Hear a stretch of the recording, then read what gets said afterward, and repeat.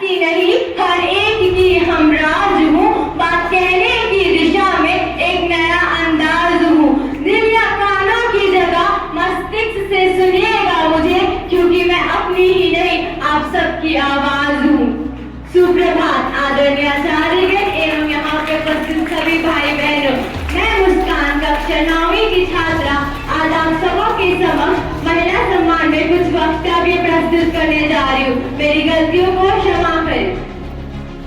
ऐसी वैसी न समझो कि यूं ही बहल जाऊंगी, ऐसी वैसी न समझो कि यूं ही बहल जाऊंगी। मेरी बातों को गौर से सुनिएगा। भारत की बेटी हूँ, दो शब्दों में खिल जाऊंगी, दो शब्दों में खिल जाऊंगी। संघर्ष तक लंबा सफर तय करने के बाद भी मंजिल अभी भी दूर है नारी की। आज हमारे देश में महिला दिवस मनाए जाते हैं, वादे किए जाते हैं महिलाओं के सम्मान के, लेकिन मैं आपसे पूछती हूँ, क्या केवल आरक्षण मात्र के देने से महिला सशक्तिकरण संभव है? जी नहीं, बिल्कुल नहीं। आज नारी धरती की गहराइयों के लिए आसमान की ऊंचाइयों तक पहुंच चुकी है, लेकिन बेटा बना देखिए कि धरती की सीमाओं को लांघकर आसमान की ऊंचाइयों को छू लेने वाली कल्पना चावला के इस देश में नारी आज भी डरती है घर की दहलीज लांघने से। उन्हें डर लगता है घात लगाए बैठे सत्तासीन रावण और दुशासन से।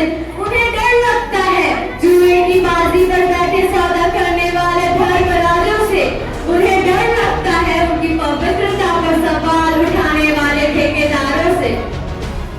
यत्र नार्यस्तु पूजन्ते रमन्ते तत्र देवता के इस देश में महिलाओं की खून और आंसुओं से भीगे अखबार के पन्ने चीख चीख कर गवाही देती है कि आज महिलाओं की क्या स्थिति है।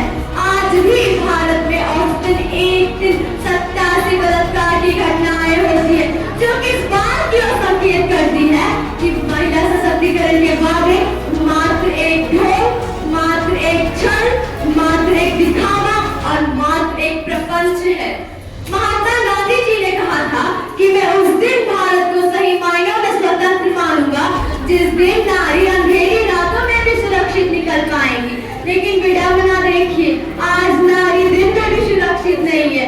अरे दिन के उजालों को तो छोड़िए, नारी आज अपने माँ के गर्भ में भी सुरक्षित नहीं है। इसीलिए मैं कहती हूँ, ना शिक्षा, ना नौकरी, ना राजनीति के संदर्भ में, ना शिक्षा, ना नौकरी, ना राजनीति के संदर्भ में नारी को आरक्षण दो तो दो उसके माँ के गर्भ में।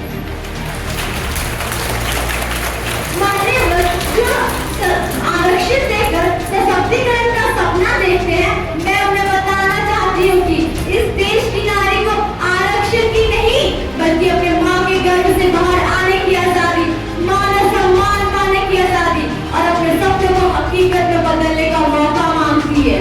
इन